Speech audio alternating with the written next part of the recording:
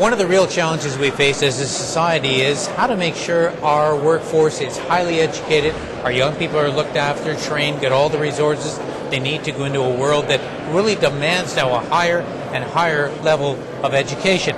And also when we have a lot of income disparity, how can we make sure we have equality of opportunity? That's something the Liberal Party's been very seized with over the last little while, and I think nobody more than my colleague Geoff Regan, Member of Parliament for Halifax West. Now, Geoff, you've actually introduced a bill into the House of Commons that is going to, I think, dramatically help people, particularly in lower income strata, get that education. Explain how it would work. Well, I hope so. As you know, for low-income students, people looking at university or community college, they really worry about the question of taking on a whole lot of debt, or whether they can afford to go at all. And the idea of the Canada Access Grants, which is an existing program, is to help people who are low income or who have disabilities to help them pay for the first year of university. The problem, of course, is it only covers first year. It was a good start, what the government could afford at the time a few years ago, but my bill would extend that program to all 4 years of undergraduate study or study at community college. The idea, of course, is, as you say, we have a big problem looming in this country in terms of a skills shortage. We need to have workers who have the skills that we need for our economy. At the same time, we have people who are getting left behind, who aren't sharing the benefits of our prosperity. So I think that by helping young people to get access to post-secondary education, to university and community college through this kind of a bill, it's an important measure not only for alleviating poverty, it's also an important measure for our economy. I know that right now students coming out of university with degrees have an average debt of around $30,000? It's huge. And of course, for someone who's looking at the question, do I want to go to university, discussing it with their parents, and they're low income themselves, they may say, that's too much.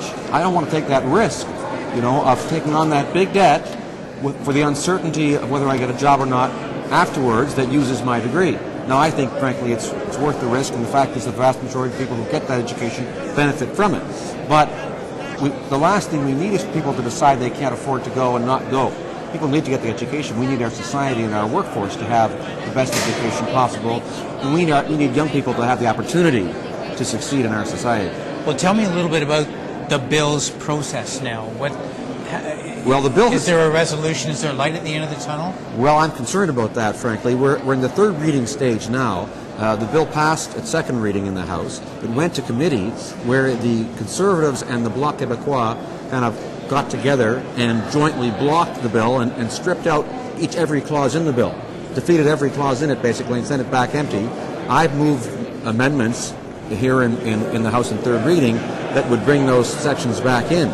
But it's clear that the Bloc and the government are trying to work against me against this bill, even though it's clearly needed. The government has talked a lot. The Conservatives have talked a lot about doing things for students, but all we've seen basically is their $80 tax credit. And when you look at it, they're doing things that don't do a lot for students.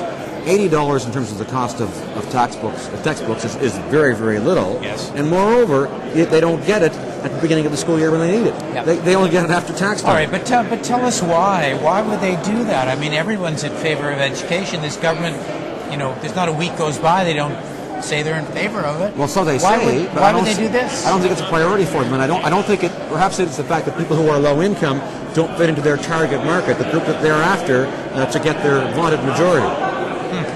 That's pretty cynical of you, Geoff. Well, I've been around here for a while, Garth, as you know. Okay. Well, listen, best of luck with it. I hope it goes through. I'm sure there's a lot of people out there rooting for you. Thank you. Thanks very much. Geoff Regan, my colleague from Halifax West. Thank you for watching MPtv.